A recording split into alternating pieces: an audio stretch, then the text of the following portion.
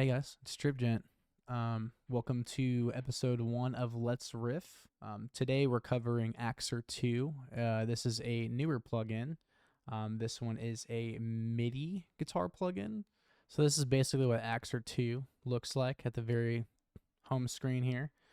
This is Alan's signature guitar. It's probably not his signature, but it's a very iconic guitar for me. So you'll see here, we have this first rack piece here. Has your input, pick attack, release, chug. I think that's 4-string chug. You have a pickup selector, which is a huge thing if you're doing leads and stuff like that. You can flip between the bridge and the neck pickup, which is pretty cool. You have your classic EQ, your legato switch. This is basically going to be, I'm pretty sure this is like a velocity randomizer. I actually didn't look too much into this. I haven't used a whole lot of this. And at the bottom here, it'll actually show you that there's actually a guitar 1 and 2, and you can turn them off just by clicking them. So now you can actually control the level of the guitars. I think this is the pan, yeah. So you can actually pan these hard left and hard right individually, which is pretty cool. This is your bend range here. And then this is actually the fretboard. When you have, I'm pretty sure when you have it in stereo mode, I'm pretty sure that it shows you're playing on the fretboard here. So if you set your tuning and you key switch all your articulations and everything, and you force your strings, which I'll get to here in a second, it'll actually show the riff playing on this fretboard, which is actually pretty cool. Now for effects, this is the second portion here. It looks like you have your ring modulation. There's some delay here. I think Alan said something about the phase drive being something just in case something's out of phase. I think he said something about it's not really possible for things to be out of phase, but just in case, the phase drive is there to help for that. He has also gotten a little bit more width out of a lead guitar with the phase drive. I haven't personally been able to use it yet because there's no lead that I've written for this video today. But then for the third pedal, we have an equalizer, which is like a simple EQ. Actually, I think he has some examples. So here we actually have a bunch of previews of him playing different things to kind of, I think it's more so to showcase how to go about programming it to make it sound a little more realistic. It actually helped me a lot, kind of looking at how he does like chugs and stuff like that. And then this final screen here is a key switch, it's like a key switch key. But it basically shows all the different articulations here. Cool. So that's basically how the plugin looks here. Very sleek, simple design, or just MIDI softwares in general don't really keep it super simple. Everything is on this front interface here. It just makes it super easy and cohesive. I'm a big fan of the design, and yeah, let's get into how I use this in my workflow. Cool thing about it is you can actually bounce down your Guitar Pro to a MIDI track and then drop it right on top of Axer II, which is exactly what we're going to do today. I'll have to program articulations, all that kind of stuff in this video, so let's get right into it. This is the riff we're covering today. It's in drop C. It's an older riff.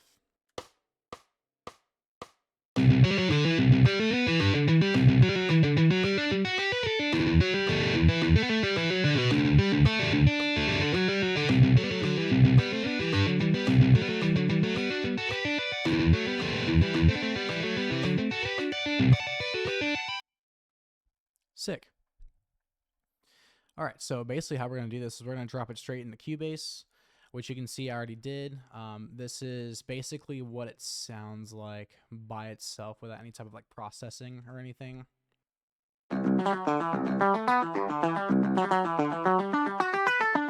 So what we can do with the DI, since this is technically just a sampled DI, what's really cool is that you can take any I guess guitar plugin and throw it right on top of the software.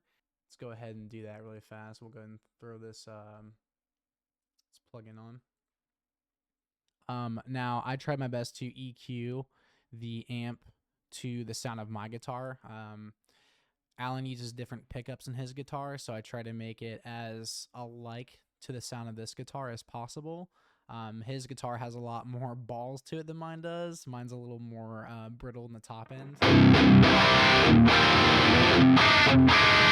Now, I was going to make a separate part of this video basically showing how I would use the Guitar Pro MIDI to basically make bass, which I don't have a MIDI bass at the moment. I've been tracking real bass this entire time, so I can't really go over that in this video, but maybe for a different video I will.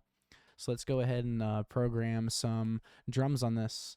I don't do this the normal way. I click in all my drums, so I'm probably going to speed up this video for this portion of things just to kind of save you guys the hassle of having to watch that.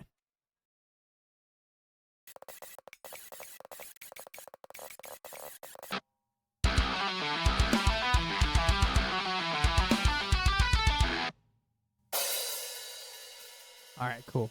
I'm going to go ahead and add some crashes on now.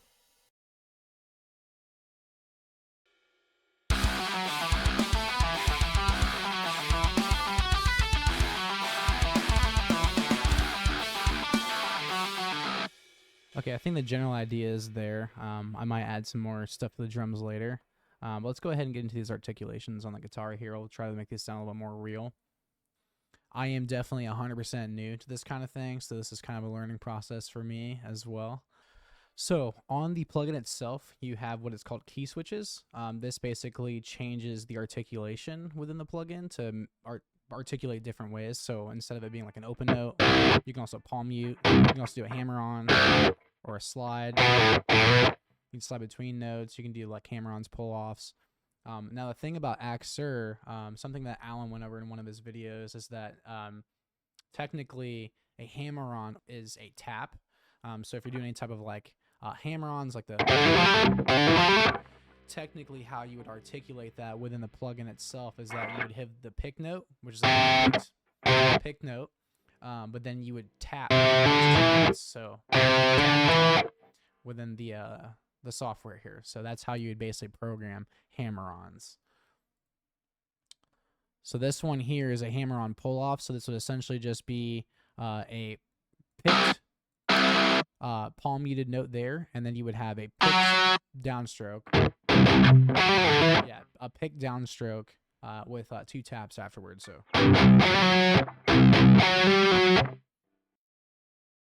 Okay, so I've punched in some of these articulations here, and I can tell a very clear difference.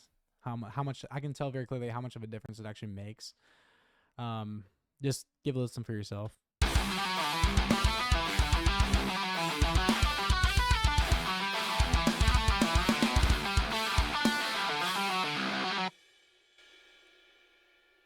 Like, dude, that sounds insane. But yeah, coming from that to without articulations.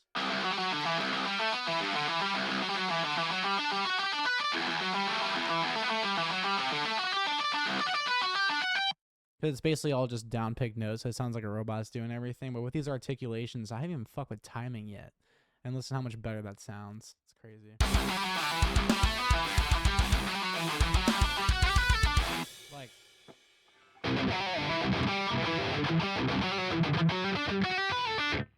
Makes me sound like a shitty player, but, you know, the articulations are there, and it sounds sick. I like it. That being said, I think we're going to start throwing some pads down and some background layers on this. So basically how I like to do synths is I'll take the chord of the riff that I'm playing and kind of switch them with how the chords are going through, like the chord progression goes. So if the riff is, I keep chugging on this, so I'll make some type of chord with a C major kind of variant that I'm doing here. This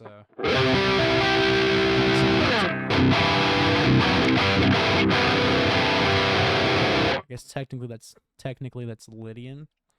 So let's go ahead and add like a Lydian vibe to it.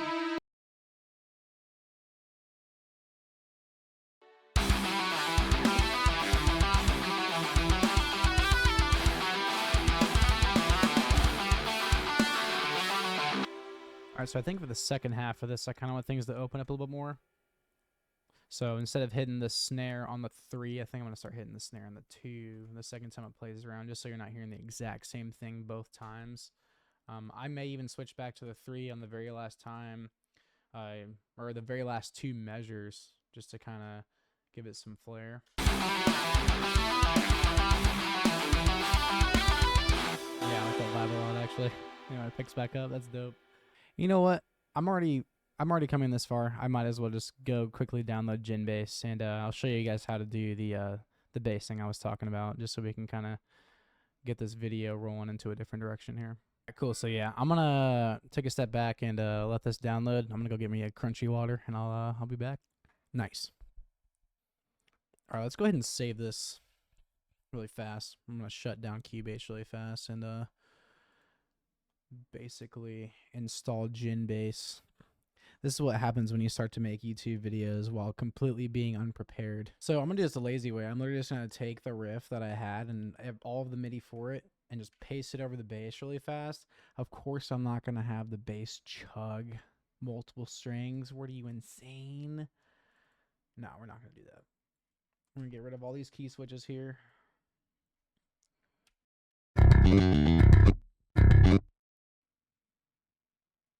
Imagine just playing all the same notes as the guitars for this.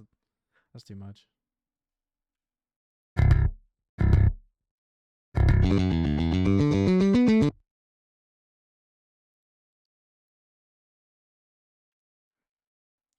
I might actually save this riff and play that. This is so sick. All right, cool. I've gotten bass added. I've gotten a little bit of piano added just to kind of help articulate those notes a little bit better, just kind of make them pop. A little bit more of that synth in the background, and some drums with our riff, and I think it sounds pretty good.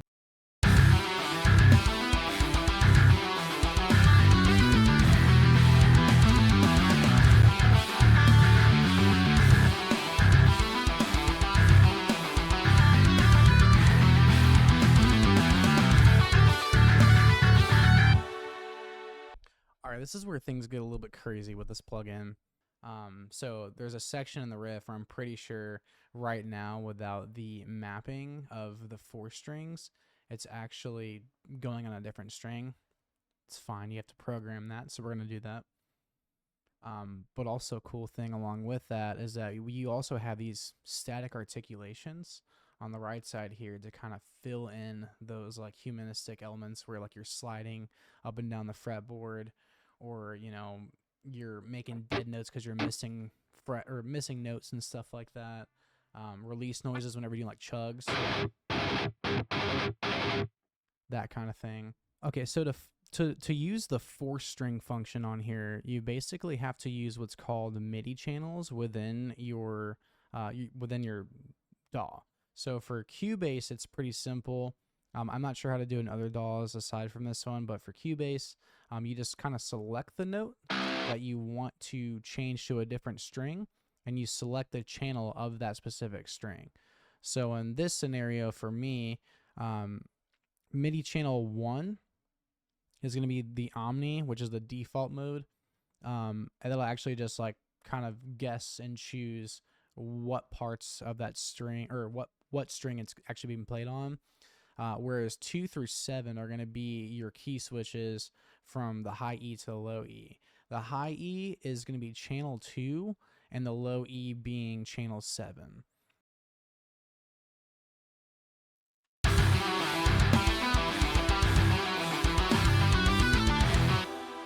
You can see how that ending tail there already sounds way more real, because instead of hitting, I think it was hitting something along the lines like, but I'm going more so like pulling off to open instead of, yeah, you can hear the note slide and then pull off to the open note. All right, so now basically what we did is we told all these MIDI notes that we're basically playing this specific note on this string, so that if I slide from this note and I tap a note, I'm tapping the next string down and not tapping a note here or a note there. All right, I feel like I've programmed to the best of my capabilities at this point, so let's go ahead and give it a final listen, and then we'll roll the outro.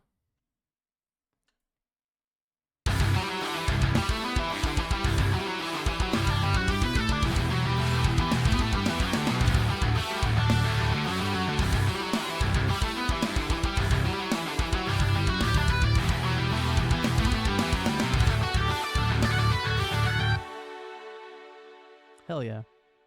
So if you do like what you see from Axure II, I do have an affiliate link in the description. The code is TRIPGENT10 to get 10% off your purchase with it. I just want to thank Alan and everybody at Study Sound Audio for hooking me up with early access to this product. It was a lot of fun working with it, and I'm excited to see how much I'm going to use it in my actual workflow. And yeah, if you guys enjoyed this video, drop me a like and a comment, subscribe, and I do have a Patreon where you can find all these riffs and everything. It's $5 a month. I post pretty regularly. Thanks again for watching, and I'll catch you guys in the next one.